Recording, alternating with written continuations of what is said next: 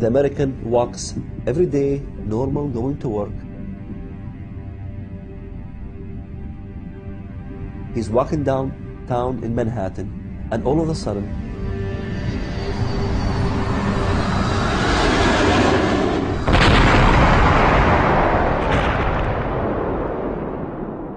two planes hit the Twin Towers, and they have no clue why would somebody do such a thing.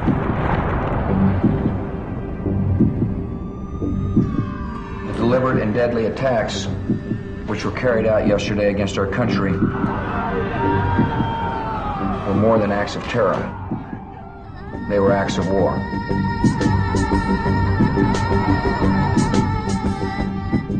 Radical Islam has declared the war. Radical Islam is at war now with the West. When I saw the second airplane hit, I knew jihad has come to America.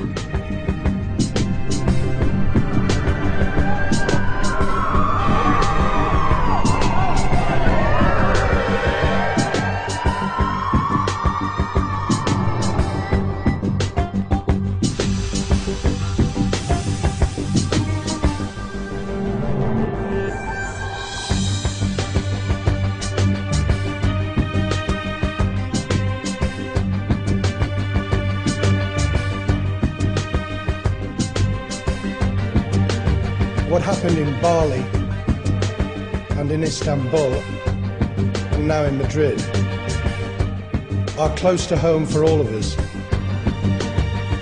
The tentacles of terrorism are reaching out to every corner of the world.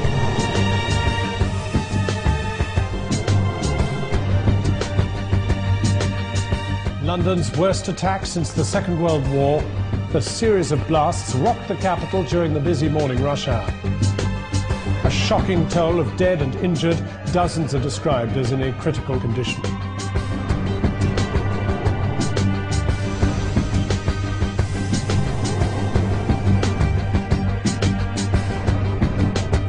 Beslan School number 1 is a scene of carnage tonight. Hundreds of children are feared dead.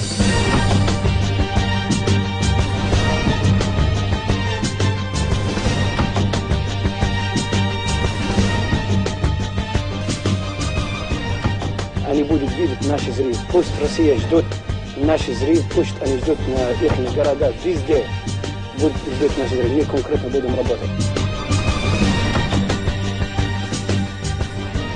Every single country in the world is dealing with this on one level or another.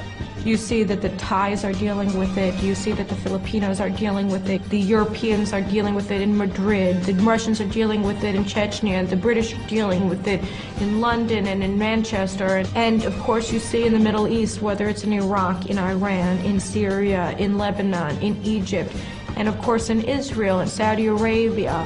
And you go to Africa and you see that jihadis are operating everywhere from Djibouti to South Africa. All of these areas that we refer to as separate wars, the Palestinian war in Israel, the Iraq war, they see all of these not as specific wars, but as fronts in a global jihad.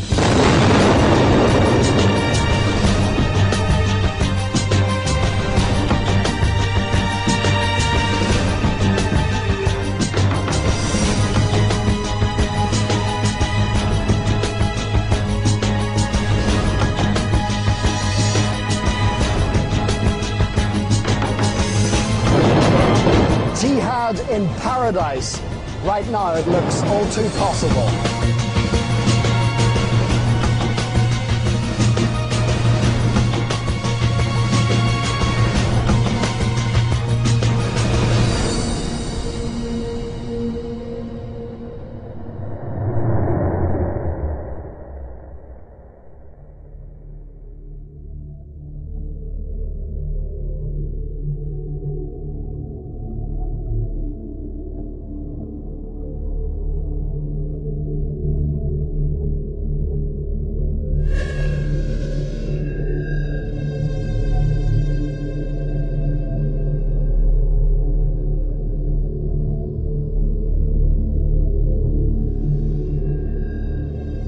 نقسم بدماء وأشلاء أطفالنا وعذابات أسرانا وسنمضي نفجر أجسادنا.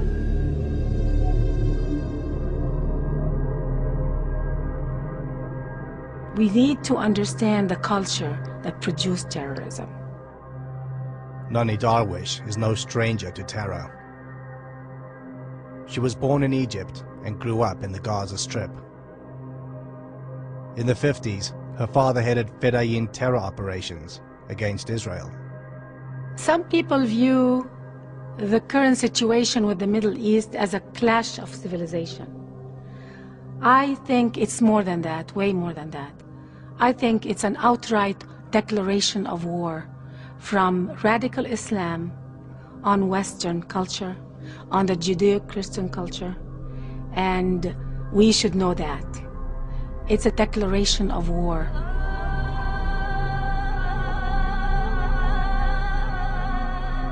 These bombings are taking place not because someone likes to see bodies and count casualties. It's part of a campaign of jihad, holy war, to bring down the West, to undermine the very foundations of Christianity and Judaism. The Islamists hate everything other than what they are themselves. They killed, for example, over 100,000 Algerians who disagreed with their brand of Islam. These are fellow Muslims. There is a particular strand of Islam that has, in fact, challenged what I think is the absolutely central pillar of human civilization as such, namely the sacredness of life itself. إن أشرف الموت هو القتل وأشرف القتل وأعظم الشهادة هو أن يقتل الإنسان في سبيل الله. All of our countries have suffered from the impact of terrorism. Those responsible have no respect for human life. استطعنا بفضل الله عز وجل أن نربي جيلا عقائديا يعشق الموت كما يعشق أعداؤنا الحياة. بمدى حرصك أيها المسلم على الموت توهب لك الحياة. I can tell you that as a Muslim, I feel very worried and I feel very concerned. I'm ashamed actually, because I feel that Islam has been hijacked by different fanatic groups. Most people don't realize that Muslims are also victims, because if they disagree, they get killed. Would some Muslim or some Arab who in his heart believes that the Arab terrorism is terrorism, can he say it publicly? He will be lynched in a Muslim society if he says that Hamas is a terrorist. What is worrying is that there is a silent majority that is not speaking out in a very strong voice against these groups. And I hope it's only out of fear and not out of sympathy with people like Osama bin Laden or Abu Musab Zarqawi.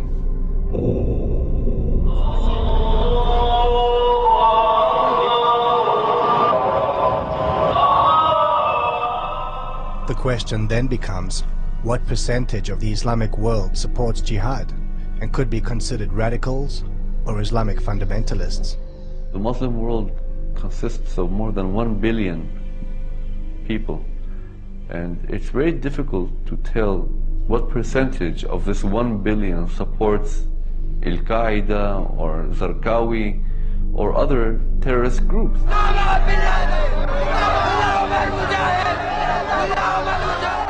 I would estimate that some 10 to 15%, and let me stress it's an estimate, of Muslims worldwide support militant Islam.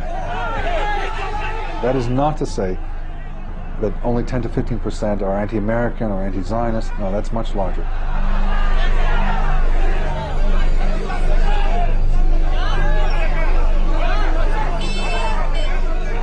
$1.2 billion Muslims out there with 15%. This is a huge number. This is as big as the United States of America. And the bad thing about it is that they're spread all throughout.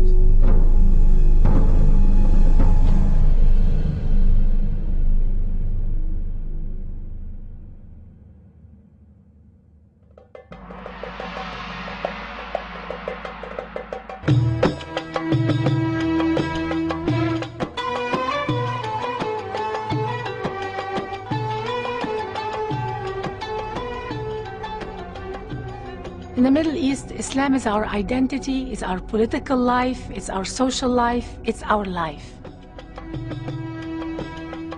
As a child, I attended Gaza elementary schools, and we were taught that jihad is a religious holy war for the sake of Allah. That's what it is, to conquer the world for Allah. That is jihad. These are actual scenes broadcast on Arab television. هذه الأنفس لا بد من أن نقيم أنفسنا على دين الله عز وجل وعلى شرع الله سبحانه وتعالى. لا بد أن نربي أبناءنا تربية على حب الجهاد في سبيل الله، حب القتال في سبيل الله. Daily, my classmates would recite poetry, jihadist poetry. And when they recited it, they were crying. They were wishing shahada, to be shaheed, to die as a martyr, to die in jihad. إذا أردنا العزة فلا سبيل إلى العزة إلا بالجهاد. I would summarize the struggle today between radical Islam in the West with the phrase from a Jordanian schoolbook and also Palestinian schoolbook. And the teaching in Islamic education is this religion will destroy all other religions through the Islamic jihad fighters. It's Islam against the other religions. It shows how mainstream some of these concepts which are seen as radical Islam had become or are in the mainstream Arab world today. Radical Islamic proponents believe that the West has been engaged in a conspiracy to subjugate Islam. أما الولايات المتحدة الأمريكية بصراحة هي تريد طمس هويتنا الدينية. به جنگ مردم عراق اومدن علاوه بر اینکه به جنگ اسلام اصلا اومدن. امریکا هي العدو الاول للامه الاسلاميه لانها تخوض حربا ضد هذه الامه العربيه والاسلاميه. What they are saying is the United States is a threat, is a danger to them, is trying to dominate them, is trying to turn the whole world into America, and this is what they are telling their people they have to fight against. کشورهای دیگر عربی غیر عربی همه هدف اینا قرار میگیره. اینا جهان خاری را دارن دنبال میکنن. And therefore it is obligatory of Muslims to strike back. الولايات المتحدة عدوة العرب والمسلمين والإنسانية وعلى كل إنسان بما يقدر ويستطيع أن يقاوم هذا العدو. The West needs to be defeated one way or another. بنابراین وظیفه هر مسلمان و هر غیرتمند غیر مسلمانی است که در مقابل آمریکا و امریکیان و انگلیسی‌ها و اسرائیل‌ها بیسته و هر کجا اینا منافعی دارن منافعشون رو باید به خطر بندازن. من يملك أن يقول كلمة في الجهاد الحق هذا ضد المحتل ويقدم بيوت ويقدم شباب وتضرب رقاب وتنسف جماجم. هذا خط النصر والشهادة والتضحية. I mean, therein lies the issue of the threat of militant Islam, the anointed right to carry out executions of anybody who is considered a threat to Islam itself. يجب أن يفهم الأمريكيون أنهم باعتدائهم على العتبات المقدسة إنما يعتدون على كل المسلمين في العالم. The word jihad in the Muslim vocabulary, in the Muslim consciousness, is a very powerful word. आइए आज दुनिया भर के अंदर जो जिहाद हो रहा है उस जिहाद में हमारे शाना बशाना शरीक हो जाइए मुल्ला उमर और शेख उसामा बिन लादेन के साथ. First of all, the word jihad in literal Arabic basically means a struggle, coming from the word jahada, so to struggle. Jihad in the traditional sense means self-struggle. Look within yourself to try and make yourself a better person. People think about it, yes, jihad does mean self-struggle, struggle within. But so does Mein Kampf. Mein Kampf means my struggle. But what struggle? Nazism had a struggle with what? What did the Jews do to tango in Nazi Germany? Jihad is being used in the Middle East as struggle with the Jewish people, struggle with the West. الأمريكان ورئيسهم والبريطانيين ومن والاهم والصهاينة ربيبة ومصنع الكيان. الله أكبر. لو أذن الله لنا يا أمة محمد سيقول حتى الحجر يا مسلم هذا يهودي خلفي تعال وقع مسا، ونحن نقطعها والله لا نقطعها أيها اليهود. الله أكبر الله أكبر الله أكبر. الجهاد في سبيل الله الجهاد في سبيل الله الجهاد في سبيل الله محمد رسول الله. الله أكبر الله أكبر. يا أمة الله الله أكبر يا أمة الله.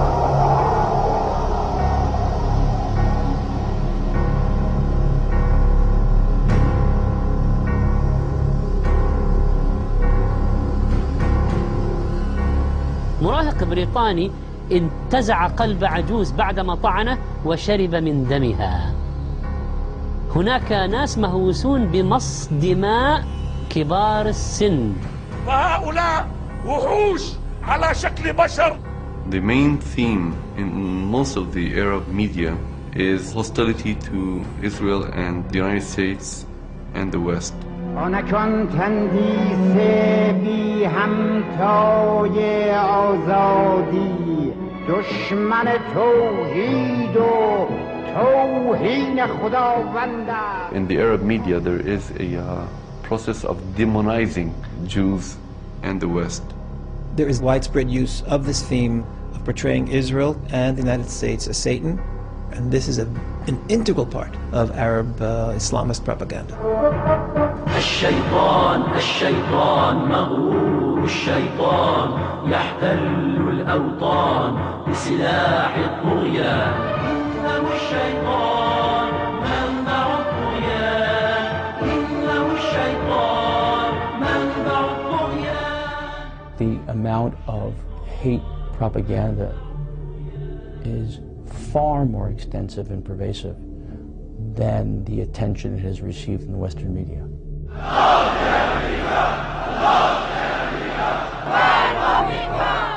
این مرگ بر آمریکایی که مردم ما میگوین این مثل همون اعوذ بالله من الشیطان الرجیم است که در اول هر سوره قرآن برای چیست؟ یک لحظه از یاد نبرد که شیطان آماده حمله به او و انهدام حصار معنوی و ایمانی اوست.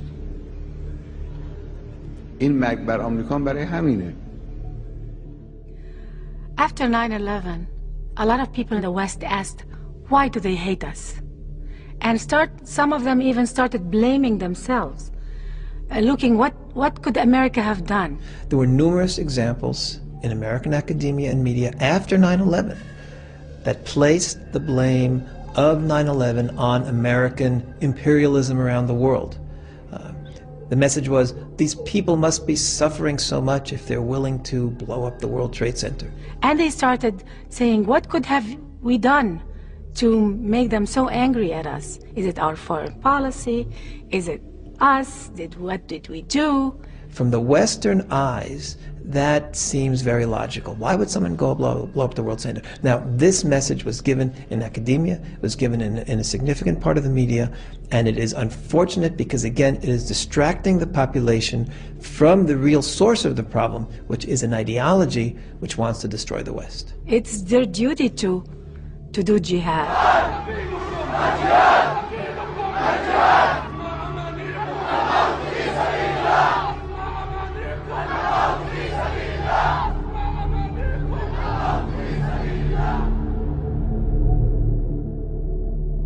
This clip was broadcast on Palestinian TV the day after London suffered 4 suicide terror attacks.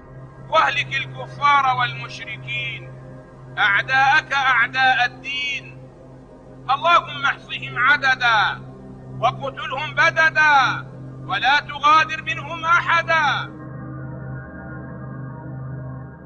Arab media plays a major role in public opinion.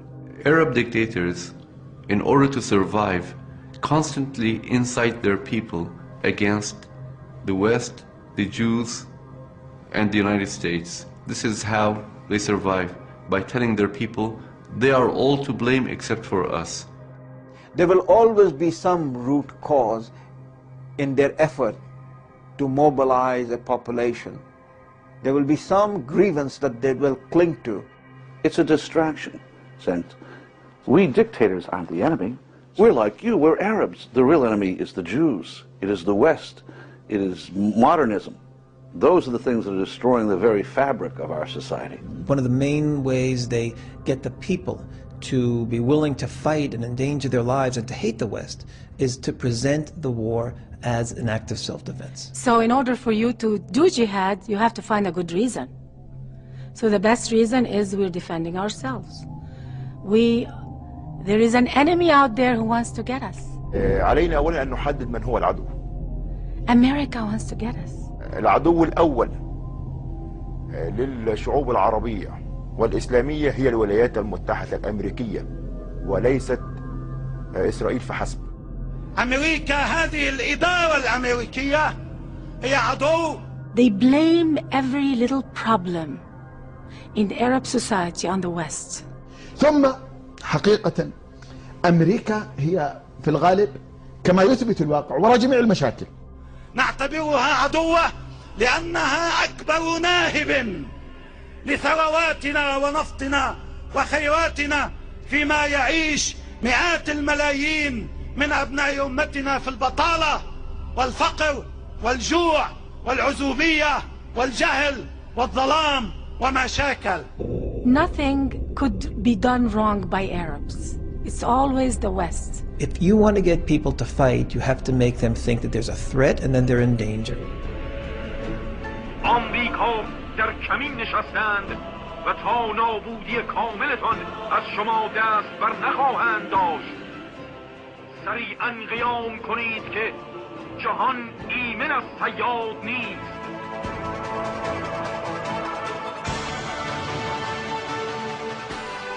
And this is an integral part of Islamist propaganda.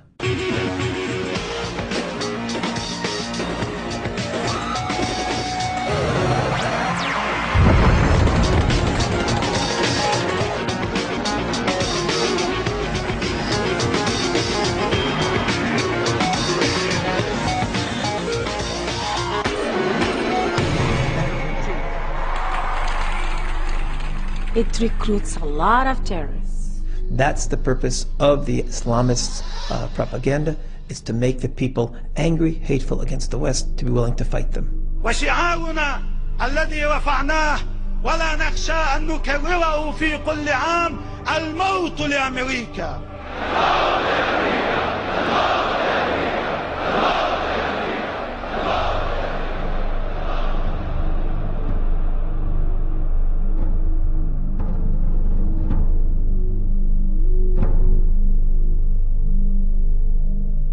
This kind of indoctrination produced the terrorists of today.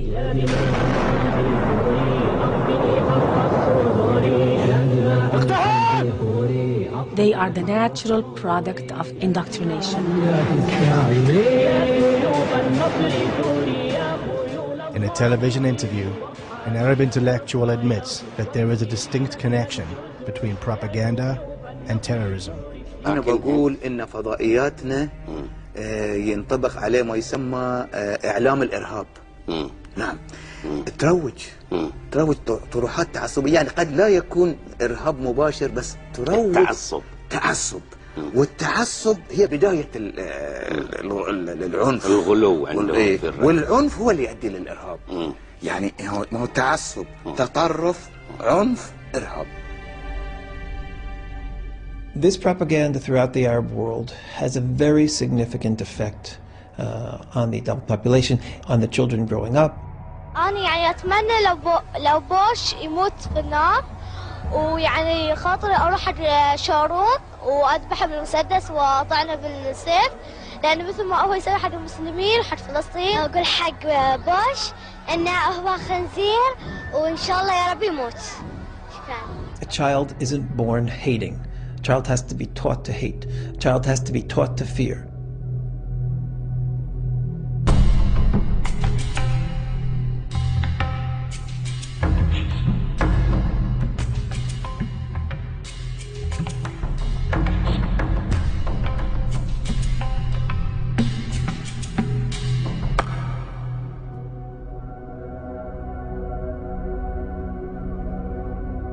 هناك خلل بنائي في الثقافة العربية أيضا في تمجيد العنف وفي عدم القدرة على إدارة الحوار السلمي.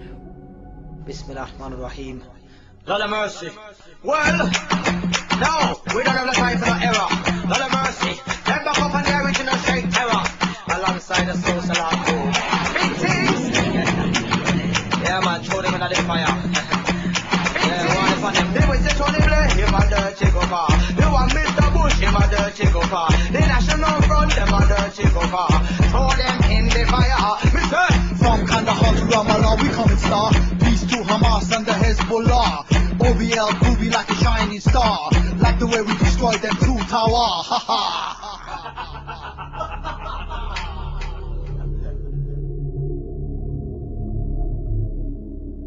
On 9/11, with the destruction of the World Trade Center, there was a general response in the Muslim world of delight. With the Palestinians perhaps the most extravagant.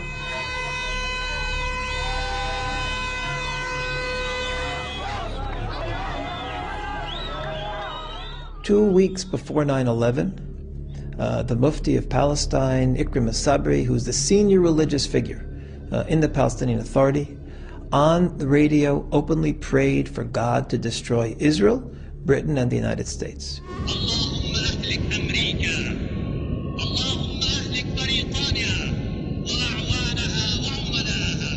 When you hear the same message over and over and over again, ستكون لأمريكا ولإسرائيل عن قريب.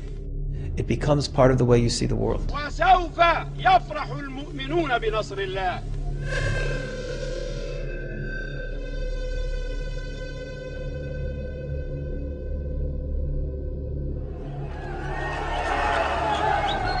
In Pakistan, ordinary citizens are whipped up into a frenzy at the very sight of a burning American effigy.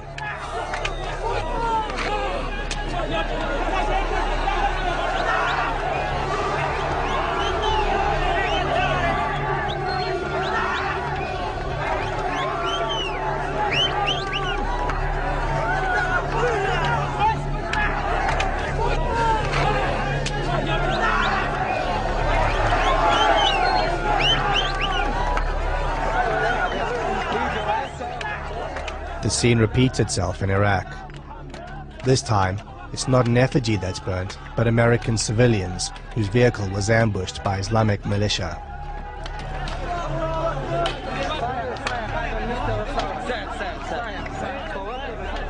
Iraqi civilians cheer as they throw rocks at the dead Americans in and around the blazing vehicle.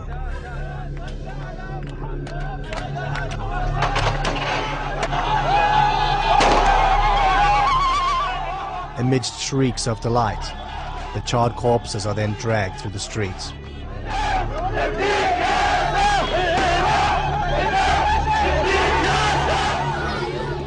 A similar phenomenon occurred in the Sunni Muslim country of Somalia with the infamous Black Hawk Down incident.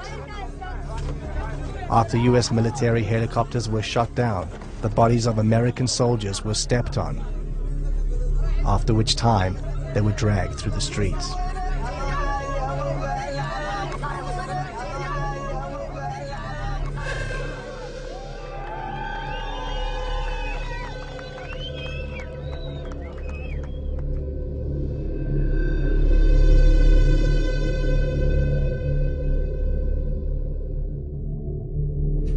ونقول إن الذين يدنسون المصحف الكريم كتاب الله فجر غادرون. But hatred for the West is not limited to the Islamic world. Radical Islam has for years been spreading its ideology in the West.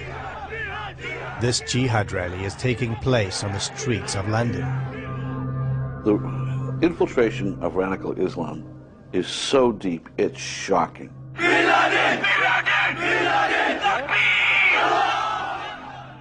And everyone's in denial about it.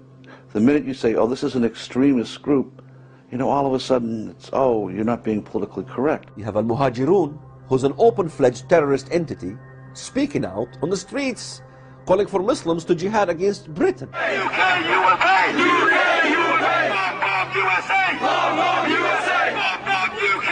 Bob, UK! UK, you will pay! UK, you will pay!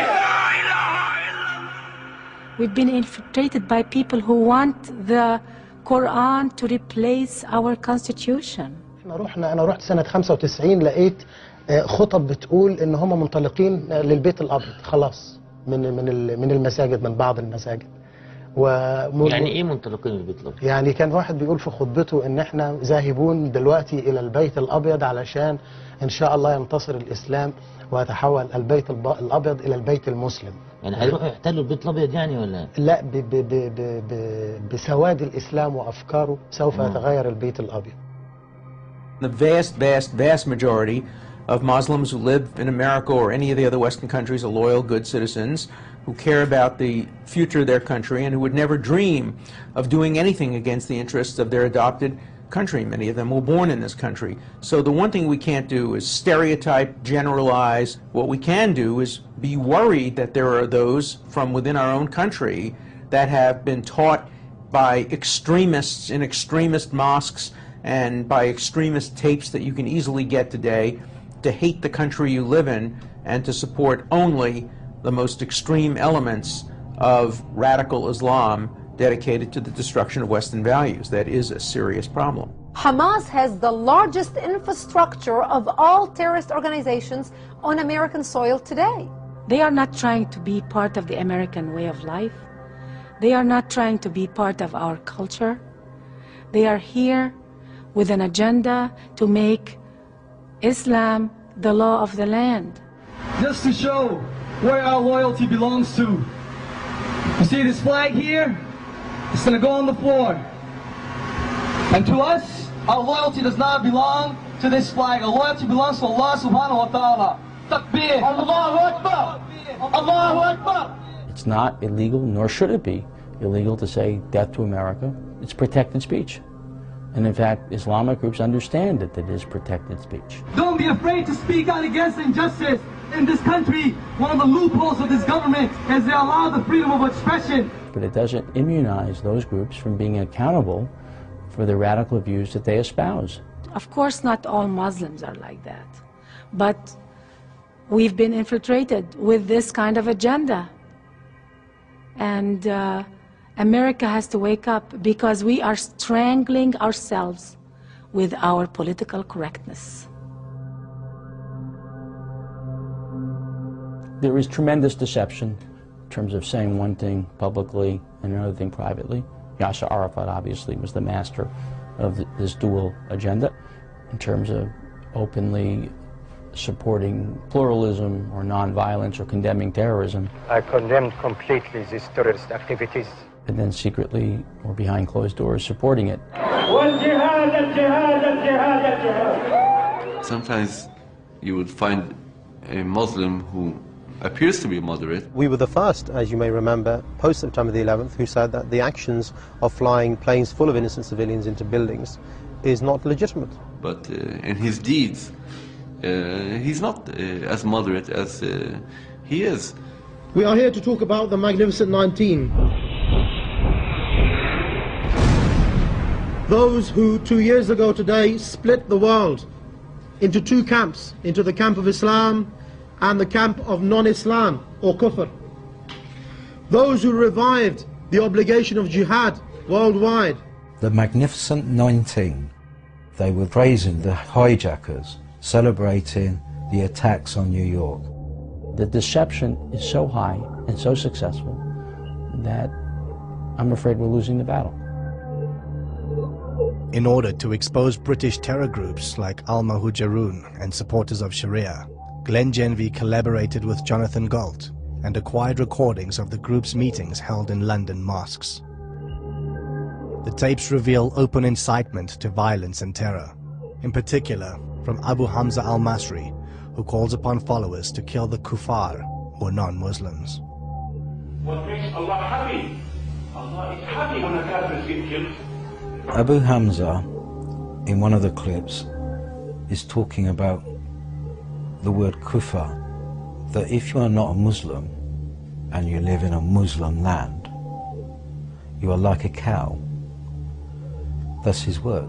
You see, the Islamic rule, if a kafir goes into a Muslim country and he's walking by, he's like a cow going, anybody could take him. That is the Islamic rule, and this is the opinion of the fuqaha. It's not my opinion. If you read the books of jihad, you'll see.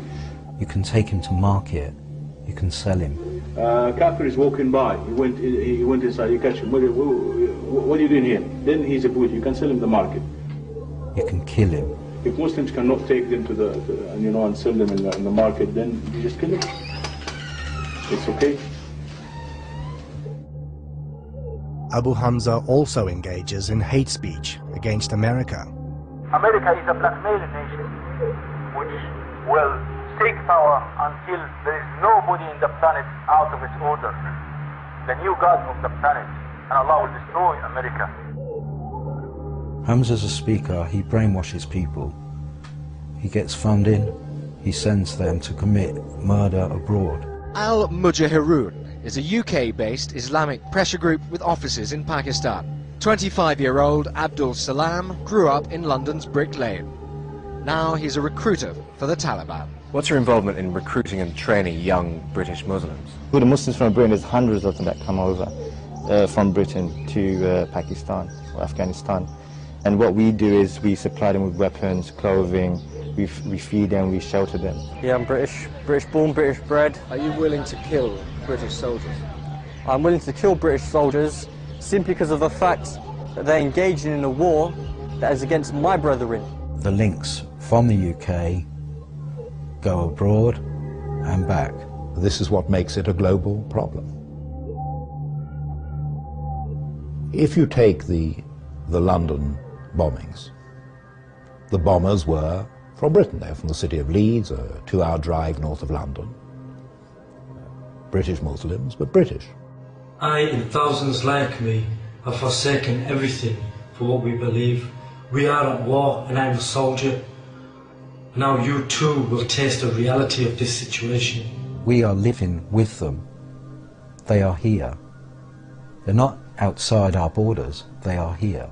So when you ask, is radical Islam a threat to Europe? Of course it is, because you find this large and growing minority population that is growing more and more radical and rejects more and more blatantly, overtly, and stridently the societies in which they operate. They are using our laws against us. They are using our democracy against us. And they know it. They know exactly what they're doing. When you think just from a military perspective, forgetting everything else, the September 11th hijackers trained for their mission to attack the United States inside the United States of America. That is something unbelievable. Here these 19 Arab Islamic fundamentalists come to the United States, dress like Americans, get American driver's license, register in American flight schools, and in American flight schools, they learn how to destroy the World Trade Center with American jetliners. That is an unbelievable thing. That means that you don't need necessarily to have geographical territory at your disposal, because you can use the geography, use the territory of your enemies in order to destroy your enemies. That is the most postmodern type of warfare we've ever seen. It is the first war where no state is involved. It is a transnational war with transnational actors that is spread across beyond state and cannot be controlled by state. In fact, they can themselves infiltrate states, influence states, but they are not state actors.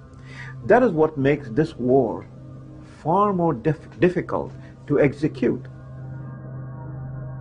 I think the world, despite the number of attacks on various countries, is still in denial.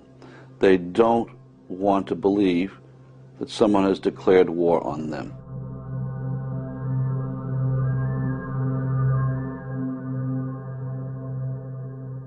In the 1930s, the danger of Nazism was there. It was in everything Hitler wrote and said, in everything the Nazi authorities did. Dann wird das Ergebnis nicht die Bolschewisierung der Erde und damit der Sieg des Judentums sein, sondern die Vernichtung der jüdischen Rasse in Europa. the corruption of a whole generation of German youth through the propaganda of Nazism in schools. But people thought, well, this is a German problem, it's a limited problem. We have our own problems, we have our unemployment. And I think the same is true today. They don't connect the dots. They don't connect the acts together. They don't see that Islamic fundamentalism is a global network and a global problem. There is no terrorist threat. There is no terrorist threat. Yes, there have been horrific acts of terrorism, and yes, there will be acts of terrorism again. But that does not mean that there's just some massive terrorist threat. We have to worry about terrorism. If terrorism had struck on the West Coast rather than the East Coast, some of the folks in Hollywood might have a somewhat different view. People don't want to feel that this is part of a single threat, because if you come to that conclusion, and I'm sure it's the true conclusion, then you have to do something about it. If you ignore a real threat, like has happened in the past before World War II, then the world will pay with many, many millions of dead. In Second World War, the West was sleeping. The Munich Accords came regarding to what should we do about this Adolf Hitler who wants to take over Czechoslovakia. So what did the parliament do in Great Britain? They got together and they said, well, we need to give Hitler land for peace. In return for Hitler's guarantee of world peace, Chamberlain and Daladier prevailed upon Czechoslovakia to give up the Sudetenland without a fight. In Britain, a happy Chamberlain came back declaring he had achieved peace, peace in our time. One of the most tragic and ironic scenes in all history. This morning, I had another talk with the German Chancellor, Herr Hitler. And here is the paper which bears his name upon it as well as mine. Chamberlain believed that they could do a deal with Hitler, that Britain and Germany had a special affinity. We regard the agreement signed last night and the Anglo-German naval agreement as symbolic of the desire of our two peoples never to go to war with one another again. Winston Churchill had warned his country and his government that they were pursuing a disastrous course with regard to appeasing Germany. These gangs of bandits have sought to darken the light of the world, have sought to stand between the common people of all the lands and their march forward into their inheritance. Peace, it wasn't peace. By taking the Sudetenland, they had made Czechoslovakia defenseless, a ripe plum ready to fall into Hitler's lap. Within 6 months of declaring that he wanted no more territory anywhere, he violated the Munich Agreement. Austria and Czechoslovakia were gone without a fight, and Hitler was getting his control of Eastern Europe. Poland was next on the map.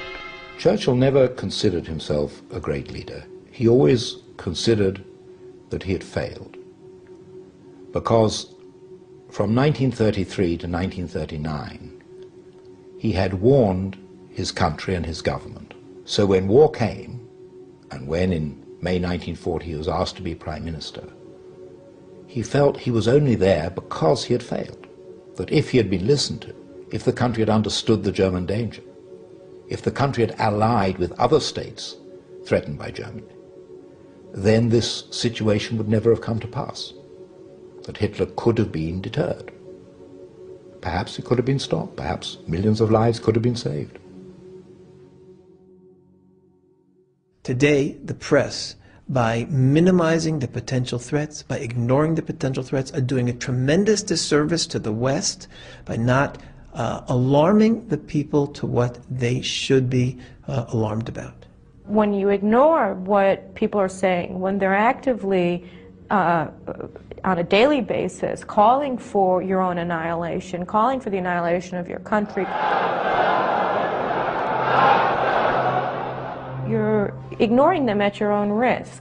The same thing is happening now again. History is repeating itself. I was a very intense believer in the Nazi ideology. And I know what a supreme dedication to an ideology can do. From an early age, Alfons Heck was influenced by the Nazi worldview. He joined the Hitler Youth at the age of 10, and by the end of World War II, he was a high-ranking officer of the Hitler Youth. It is absolutely correct to say, if you can't learn from the events of Nazi Germany,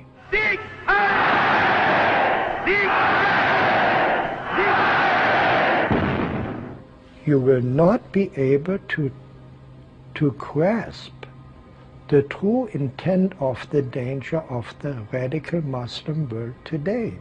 You're simply hiding.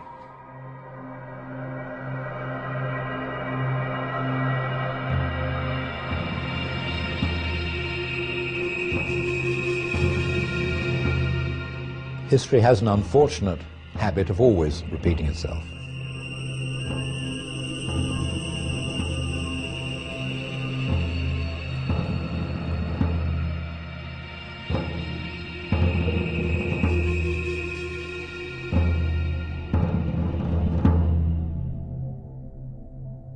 The idea that the radical Muslims have and that Nazis had is they demonize the Jews. You know, they just turn them into demons.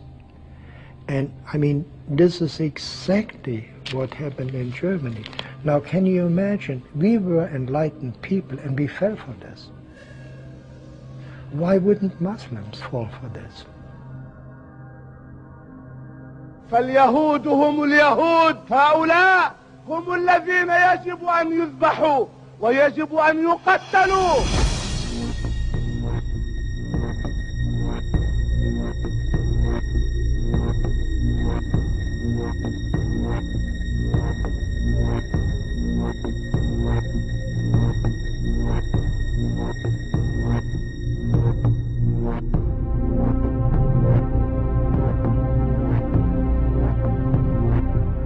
هنيئا لمن وضع حزاما ناسفا على نفسه أو على أبنائه ودخل في أعماق اليهود وقال الله أكبر ولله الحمد لا إله إلا الله محمد رسول الله.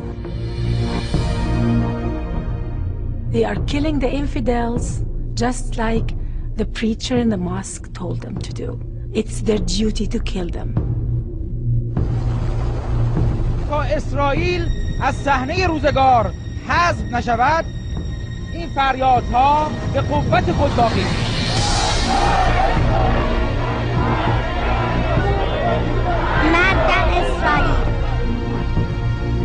I watched anti-Semitism since I was a young kid, and now the world is reaping. These eggs are hatching, and what's coming out is literally something that comes out of Nazi Germany.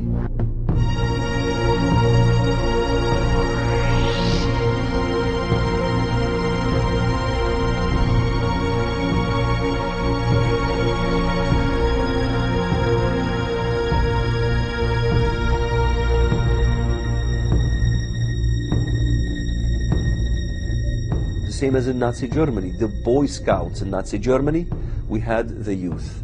The youth was being robbed from being youth.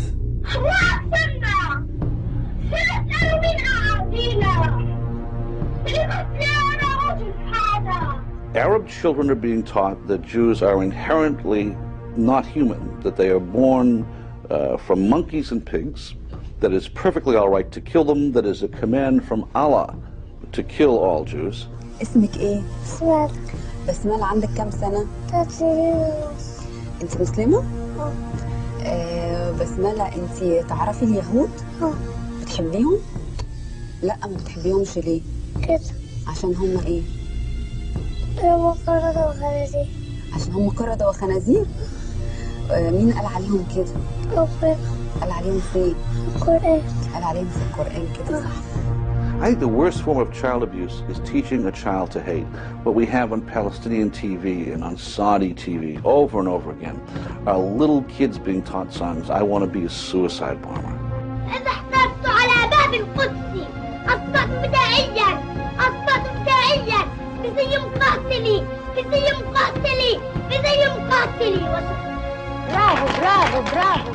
The radical Muslims, without any doubt, learned from the Nazis in how to indoctrinate the young. You know, kids 8, 6 years old, 9 years old, 10 years old, teenagers watching cartoons. And what do they see? They see a depiction of Sharon in this thing called Daracola. You got Coca-Cola, you got Daracola. But Daracola is Arab blood.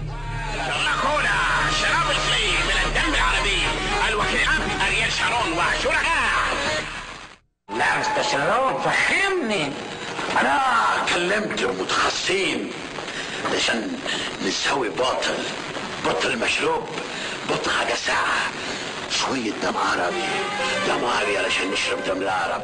And the youth who are listening to this day and night, what do you expect to happen? A Palestinian teenager showed up at a crowded West Bank checkpoint wearing a suicide bomb vest.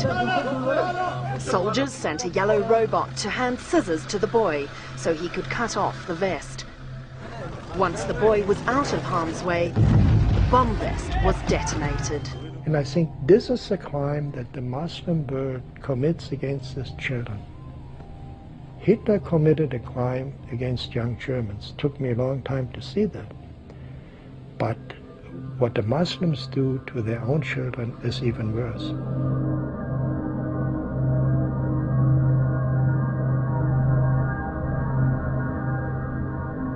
They tell Arab children that Jews bake cookies with their blood. منيح. أصلاً نحن في عندنا مهمة القيادة ولازم ننفذها بسرعة. إيه؟ شو هي؟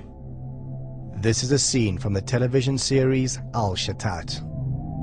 It was broadcast on satellite TV stations that reach hundreds of millions of viewers. اسمع، بدنا دم طفل مسيحي قبل الفصح مشان نفطير.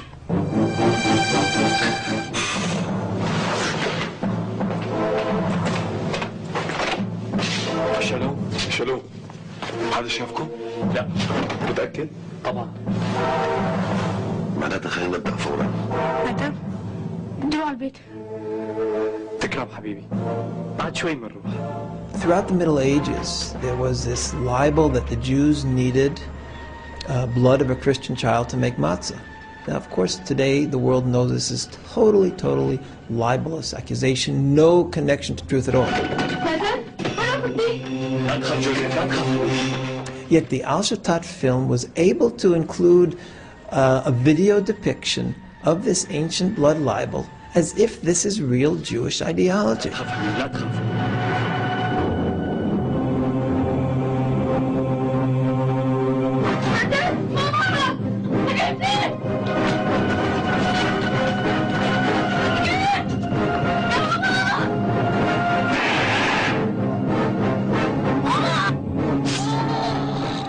There is no shame in Arab media.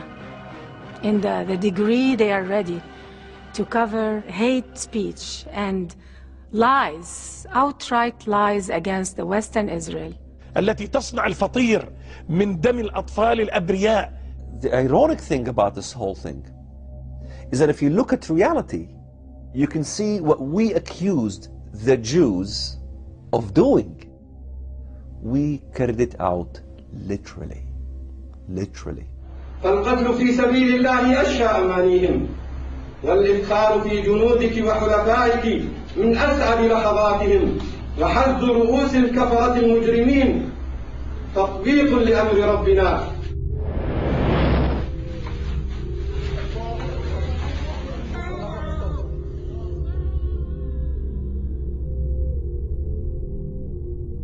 Cameras are there for the whole world to see it, but the world refuses to see. Shalom. When I see films like Shatat or broadcast during Ramadan, I see a recurring theme. I don't see anything new, in fact. I see attacks against Jews. I see an attempt to depict Jews as bloodthirsty people, as murderers, as a people who would sacrifice Christian children to drink their blood during their holiday. حبيت ذوقك في الفصح المقدس. شكرا.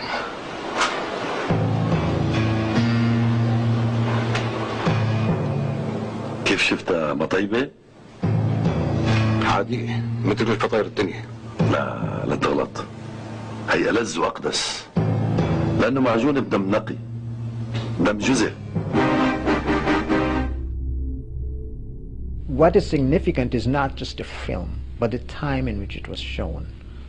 Ramadan is a time when people will look at the TV because it is a month in which Muslims traditionally think there's a lot of blessing and there's a lot of religious education going around.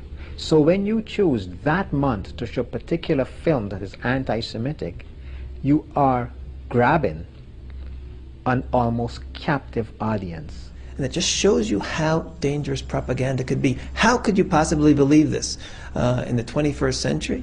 How could you possibly believe this? And yet, they believe it because of the incessant propaganda. If you would have asked me when I was 6 years old, who are the worst people on the face of this earth, my answer would have been they're Jews. They ought to be killed. إسرائيل هي عدونا. هذا كيان غاصب غير قانوني غير شرعي ولا مستقبل له في أرضنا ومصيره يعبر عنه دمنا والشعار الموت لإسرائيل.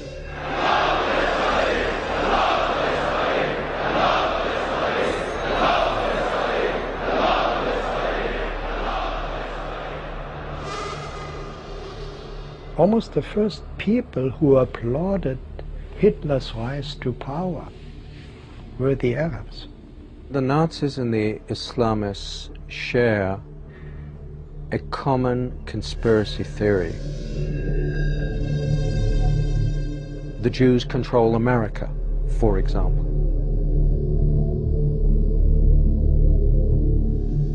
This is the way that it is portrayed day in, day out in the Arab media. مخطئ من ظن بأن أمريكا هي التي تتحكم في إسرائيل وقراراتها، إسرائيل المزعومة، لا، بل إن الصهيونية العالمية هي التي تحرك القرار الأمريكي على الريموت كنترول. If you believe all that, then you are engaged in a war of survival for your very existence. نواجه معركة أكبر بكثير مما تتصورون. إننا نواجه معركة مع الصليبية، نواجه معركة مع الصهيونية العالمية. And in that sense it's identical to Nazi propaganda.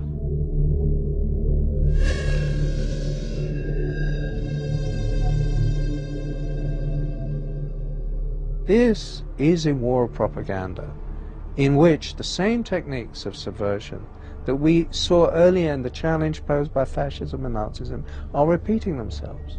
The propaganda of Islam is very similar to the propaganda of Nazism. It's the same hate speech, paranoia, and us against them.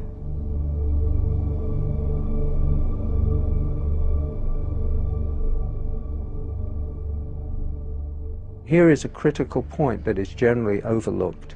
The anti-Semitism of the Nazis had a great appeal already in the mid-1930s to many Arab nationalists and Islamic fundamentalists. From the mid-30s, from 1936 on, Hitler and his propaganda sections made a great effort to win over the Arab peoples of the Middle East.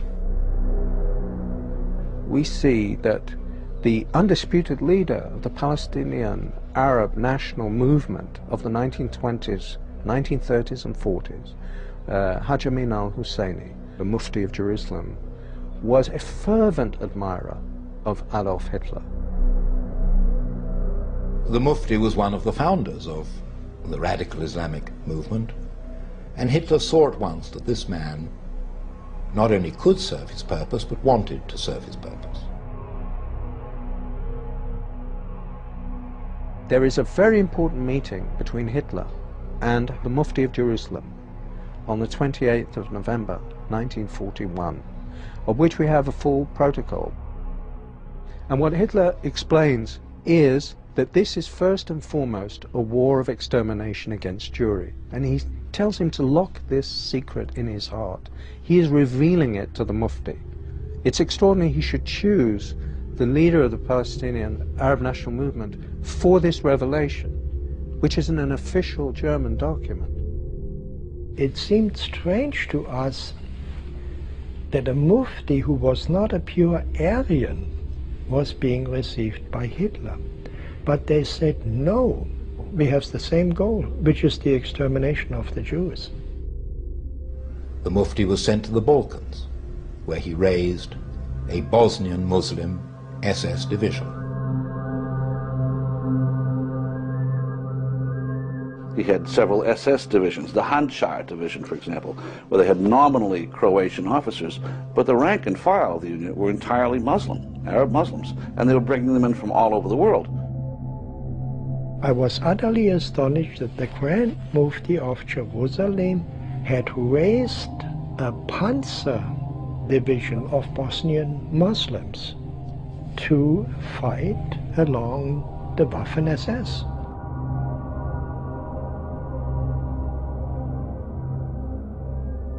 The fanatic Muslim world and Hitler both agreed that no ideology can exist beyond theirs. It's all-encompassing. A secular dogma like Nazism is less dangerous than this Islamofascism that we see today. It's less dangerous because Islamofascism has a religious twist to it. It says God the Almighty ordered you to do this, not the Führer, you know. So it is way more dangerous.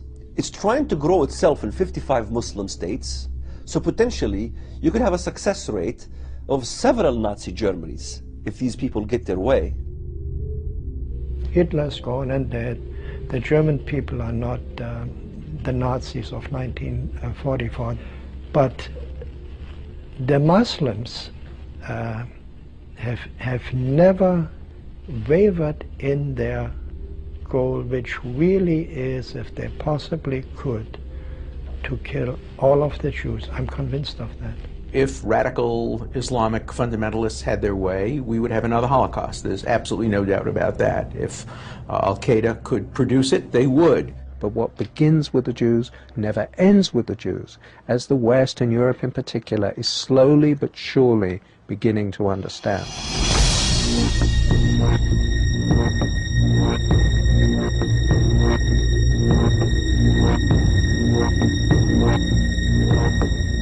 The Jews are the prologue. After the Jews come the real issues. Whatever happens to Israel,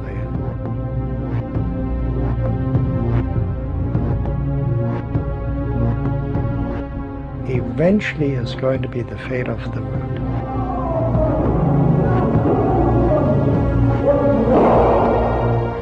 Israel presents the warning.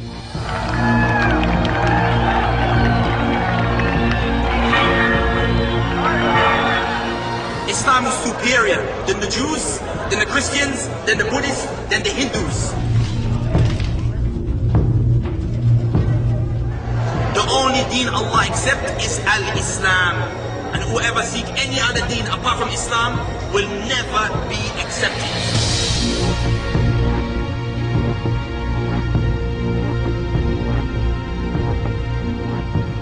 And the Christians are kafirs. And you may say to yourself, no, they're innocent. No kafir is innocent.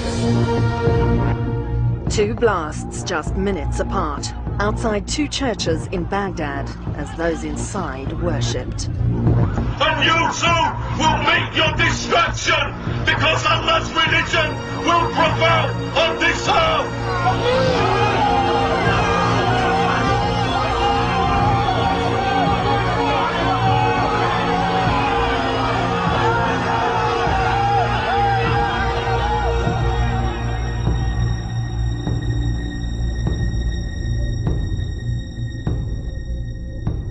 They've been very clear about it. They're the same as Hitler's goals, you know.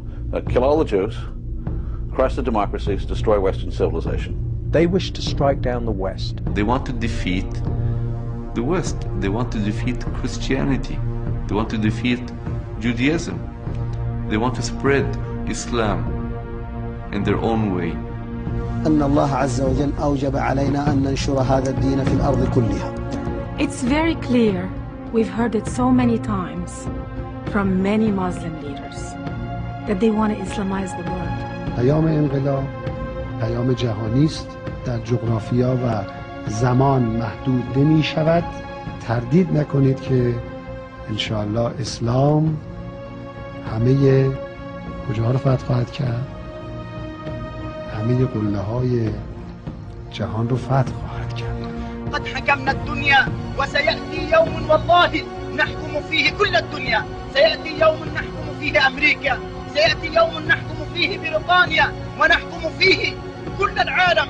Radical Islamic groups want to see the world unified under Islam. It's only a matter of time until we rule Earth, until we control Earth. One day, this very flag will fly over the Parliament in London.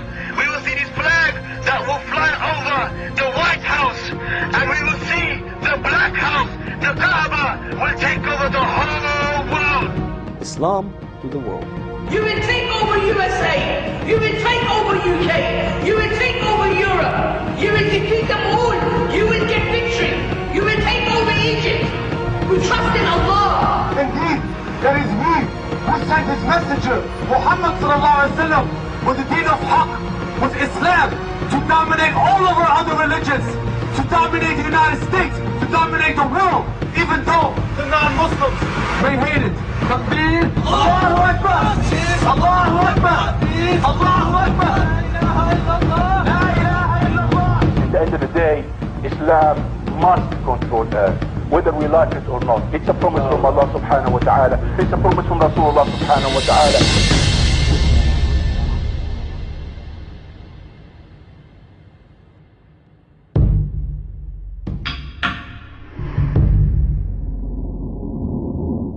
What started as a European war has developed, as the Nazis always intended it should develop, into a war for world domination.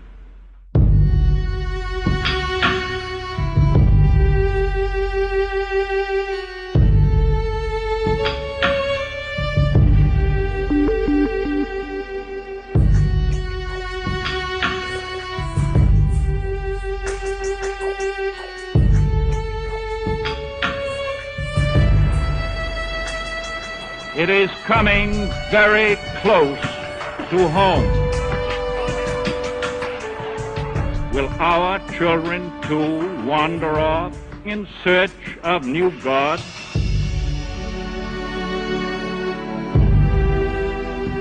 We do not accept, we will not permit this Nazi shape of things to come.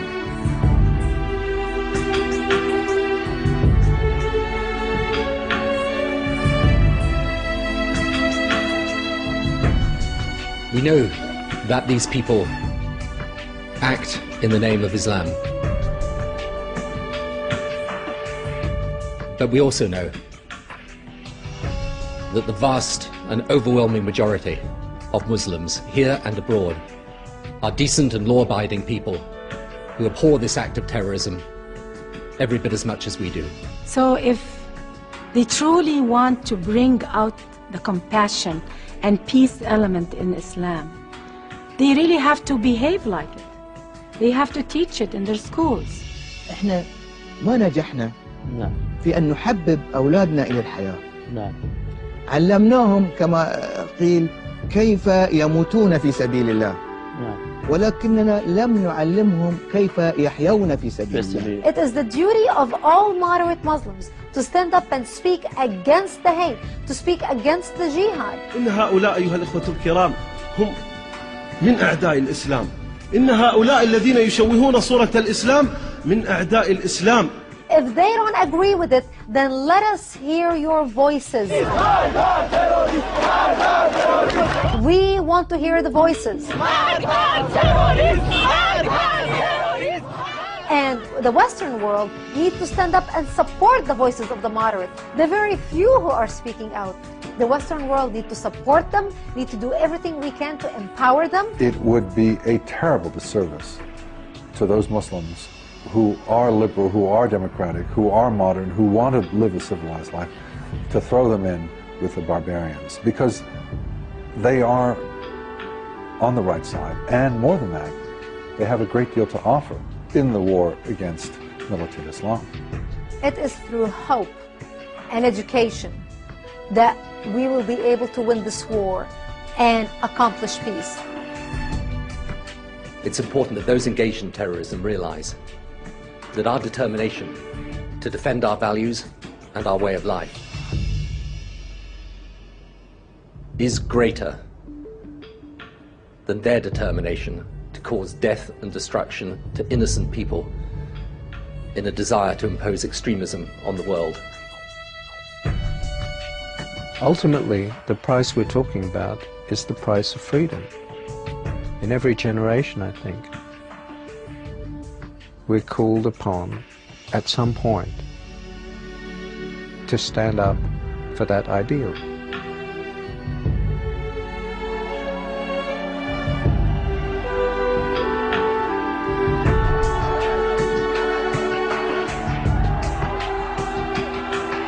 There is no evil that I'm aware of in history that has simply disappeared of its own accord.